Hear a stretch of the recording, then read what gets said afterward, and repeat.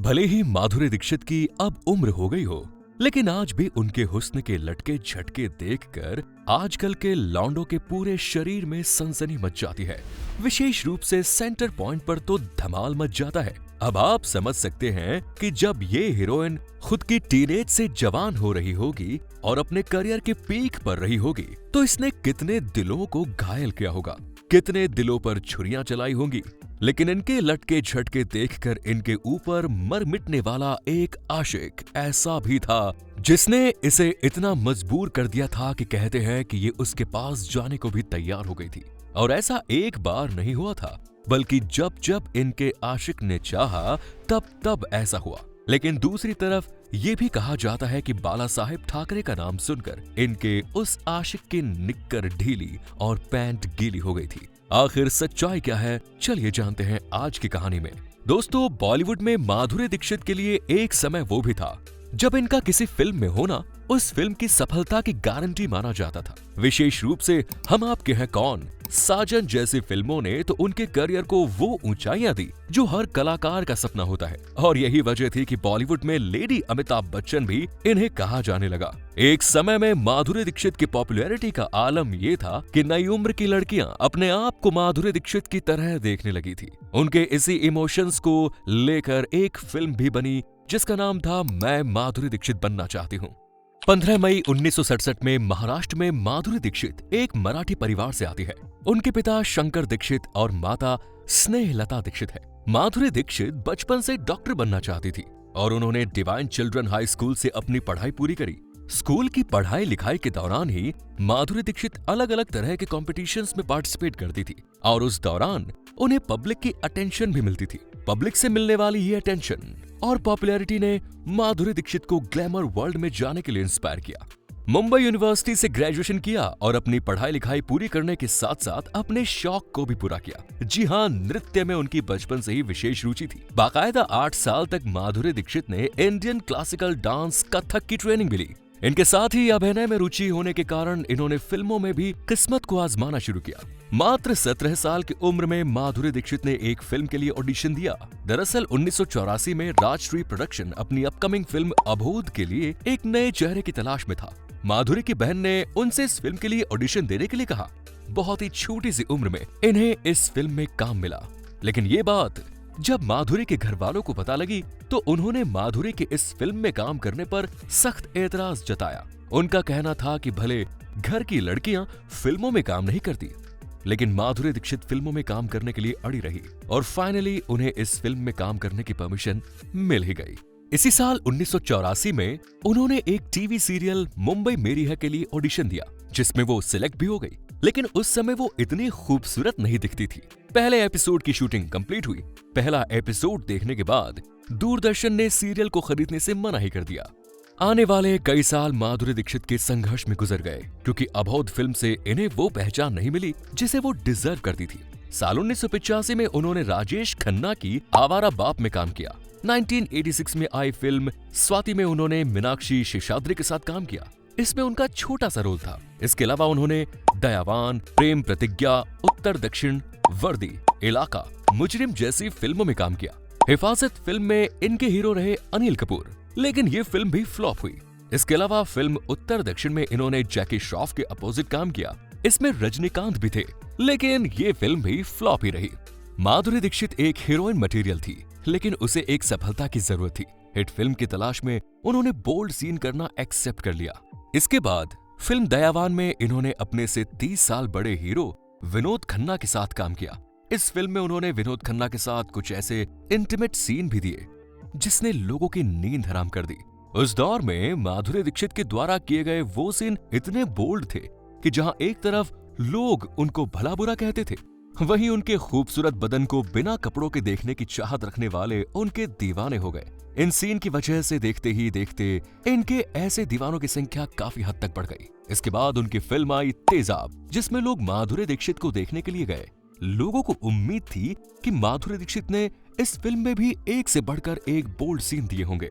इनको असली पहचान मिली 1988 में आई फिल्म तेजाब से, जिसमें इन्होंने अनिल कपूर के साथ काम किया। इनकी डांस परफॉर्मेंस वाला गाना 1 2 3 4 5 6 7 काफी पॉपुलर हुआ।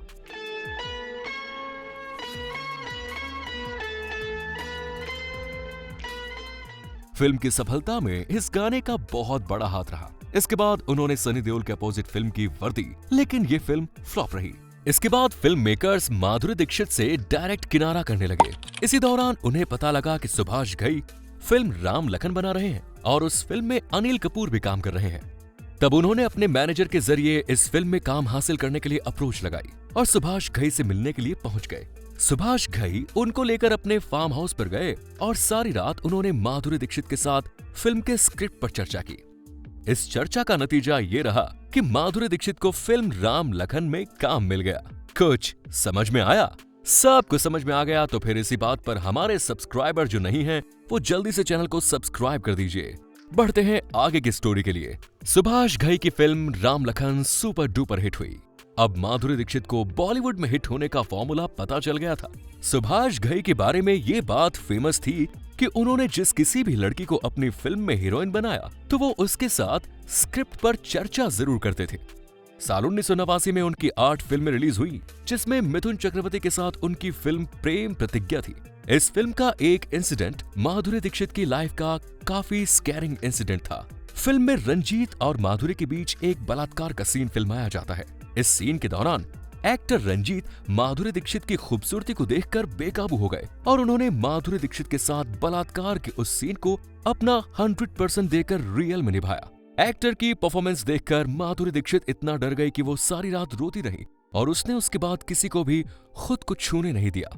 इसके बाद 1990 में माधुरी दीक्षित की नई फिल्में आई। इनमें थानेदार, दीवाना मुझसे नहीं, दिल, महासंग्राम, जमाई राजा, किशन कन्हैया, जीवन एक संघर्ष, सैलाब जैसी फिल्में रहीं।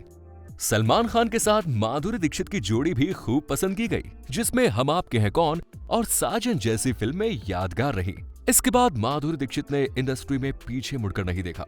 उन्हें लगातार फिल्में मिलती चली गई और वो एक सफल हीरोइन के तौर पर अपने करियर में आगे बढ़ती रही।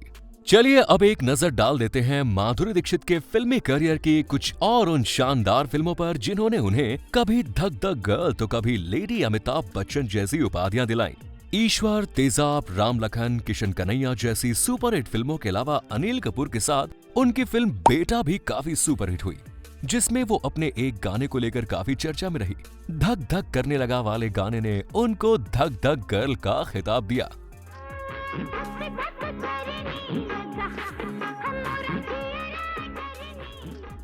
साल 1991 में आई फिल्म प्रहार, जिसमें नाना पाटेकर ने यादगार भूमिका निभाई थी। इसके अलावा साल 1990 में ही उनकी एक और फिल्म आई दिल, जिसने युवा दिलों की धड़कन बना दिया, जिसमें इन्होंने एक बिगड़ी हुई अमीरजादी का किरदार निभाया था। आमिर खान के साथ आई इस फिल्म ने माधुरी दीक्षित के करियर को अलग ही लेवल पर पहुंचा दिया। इस फिल्म की कहानी के मुताबिक अमीर परिवार से आने वाली लड़की माधुरी दीक्षित एक साधारण परिवार के लड़के आमिर खान के साथ प्यार करती है और उससे शादी करना चाहती है, लेकिन उसके पिता शादी के लिए राजी नहीं होते, तो अपने पिता से वो बगावत करती है। आखिर में इन दोनों युवा प्रेमियों को उनके पिता ही मिलवा देते हैं। फिल्म के गाने सुपर डुपर हिट हुए और ये फिल्म भी एक म्यूजिकल हिट साबित हुई।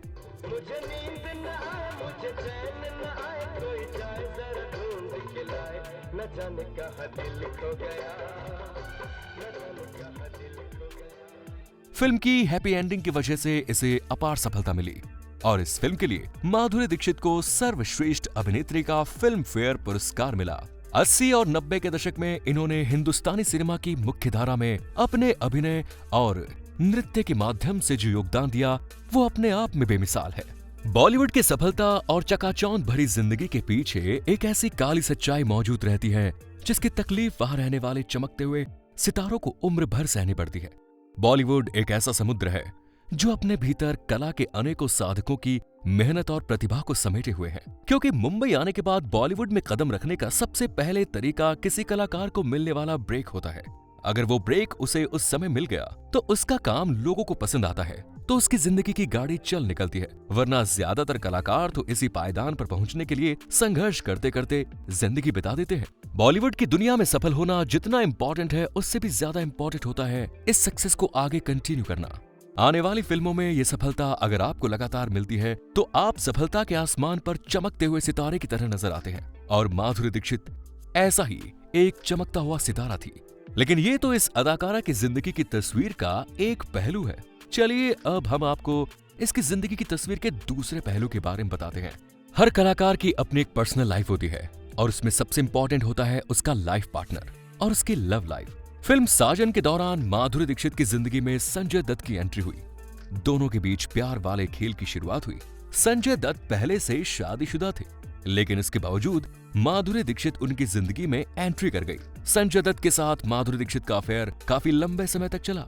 साल 1993 में उनकी एक और फिल्म आई खलनायक। इसमें माधुरी और संजय दत्त के ऊपर फिल्माया गया गाना चोली के पीछे क्या है, जहां एक तरफ कंट्रोवर्सी क्रिएट कर गया, वहीं दूसरी तरफ लोगों के द्वारा काफी पसंद किया गया। चोली के पीछे क्या है, चोली के पीछे, चुनरी के नीचे क्या है, चुनरी के। इस गाने के ऊपर 22 तरह के प्रतिबंध लगाए गए थे। इसके बावजूद ये फिल्म माधुरी और संजय दत्त के करियर की सुपर डुपर हिट रही। इसी बीच इंडस्ट्री में संजय दत्त और माधुरी दीक्षित का अफेयर लोगों के बीच चर्चा का विषय बन गया। लेकिन ये वही टाइम था जब संजय दत्त का नाम साल 1993 के मुंबई बम ब्लास्ट में आ गया। इसके बाद माधुरी दीक्षित ने खुद ही संजय दत्त से किनारा कर लिया। इसके बाद लगातार हर साल माधुरी दीक्षित की 6 से 7 फिल्में आती और उनमें से कोई 1 या 2 भी सफल हो जाती तो माधुरी दीक्षित इंडस्ट्री की टॉप एक्ट्रेस बनी रही। फिल्म बेटा में माधुरी दीक्षित और अनिल कपूर ने एक साथ काम किया। उस फिल्म की सफलता का असर ये रहा कि माधुरी दीक्षित का दिल अनिल कपूर के लिए धड़कने लगा।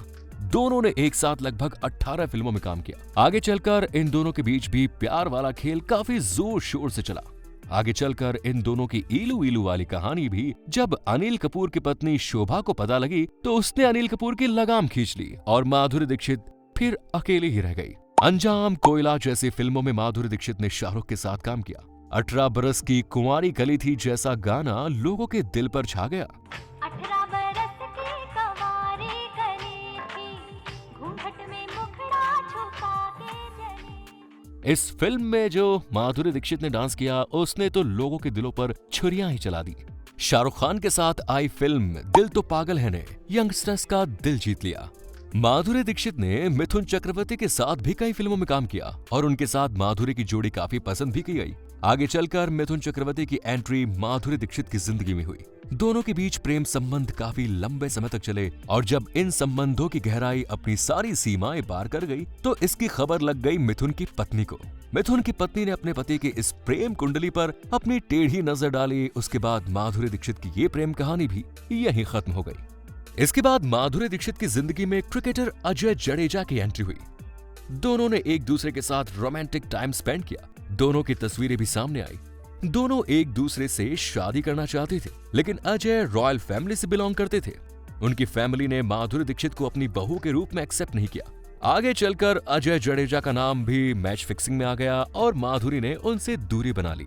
कहते हैं कि माधुरी दीक्षित का अफेयर जैकी श्रॉफ के साथ भी चला। जग्गू दादा शादीशुदा थे और अपनी पत्नी को छोड़कर माधुरी के प्यार में पड़कर चौके छक्के मार रहे थे। जब ये माधुरी दीक्षित के साथ प्यार के खेल में सेंचुरी मार चुके थे तो फिर उनकी बीवी ने उनको अपने पक्ष में घसीट लिया और माधुरी दीक्षित का दामन फिर से खाली रह गया। फिर आया साल 1999। माधुरी दीक्षित की एक फिल्म आरजू ने माधुरी को निराश कर दिया। इसके बाद देवदास माधुरी दीक्षित के फिल्मी करियर की पहली पारी की आखिरी हिट फिल्म साबित हुई। अब तक माधुरी दीक्षित के फिल्मी करियर की नैया डामाडोल होने वाली थी। तब माधुरी को लगा कि अब मुझे शादी कर लेनी चाहिए। वो अपने भाई से मिलने के लिए कैलिफोर्निया गई और वहां उनकी मुलाकात हुई डॉक्टर श्रीराम नैने से। पहली ही मुलाकात में माधुरी दीक्षित ने डॉक्टर नैने को अपना दिल दे दिया और उनका भी दिल लेकर अपने पास रख लिया। इसके बाद दोनों के बीच कुछ समय तक गहरा प्यार चला और 17 अक्टूबर 1999 को माधुरी दीक्षित ने डॉक्टर नैने से शादी कर ली। आपको बता दें कि डॉक्टर नैने फिल्मों के शौकीन नहीं थे। जब वो माधुरी से मिले इसके बाद इन दोनों के बीच प्यार की मैच फिक्सिंग हो गई और शादी के बाद माधुरी डॉक्टर श्रीराम नैने हो गई। लेकिन इसके बावजूद भी माधुरी की जिंदगी का एक ऐसा काला सच उनके साथ चल रहा था जिसकी कल्पना उन्होंने नहीं की। जब माधुरी दीक्षित अपने करियर में सफलता की सीढ़ियां चढ़ रही थी, इस दौरान बॉलीवुड पर अंडरवर्ल्ड भी अपना शिकंजा कस रहा था। आगे चलकर दाऊद इब्राहिम अंडरवर्ल्ड का बेताज बादशाह बना तो उसने बॉलीवुड की हसीनाओं को इनविटेशन दिया। भाई का इनविटेशन ठुकराने की हिम्मत किसी में भी नहीं थी। फिर वो बॉलीवुड का बेताज बादशाह शाहरुख खान हो, सलमान खान हो या बॉलीवुड की कोई हसीना, अगर आपके पास निमंत्रण आया है तो आपको इसे स्वीकार करना ही होगा और दुबई जाना ही होगा। दाऊद इब्राहिम दुबई में बॉलीवुड सितारों के साथ पार्टियों का आयोजन किया करता था। बॉलीवुड के कलाकार सितारे उसकी पार्टी में जाकर डांस करते, अपनी परफॉर्मेंस देते और बदले में दाऊद उनको इनाम देता, पैसे देता। इसके अलावा जो भी बॉलीवुड हसीना उसकी इस पार्टी में शामिल होती तो दाऊद उस हसीना के साथ अपनी रातें रंगीन जरूर करता था और किसी भी हसीन की इतनी मजाल नहीं थी कि वो दाऊद के करीब आने से मना कर सके। माधुरी दीक्षित जब अपने करियर में सफलता की सीढ़ियां चढ़ने लगी तो दाऊद इब्राहिम की नजर उस पर भी पड़ी।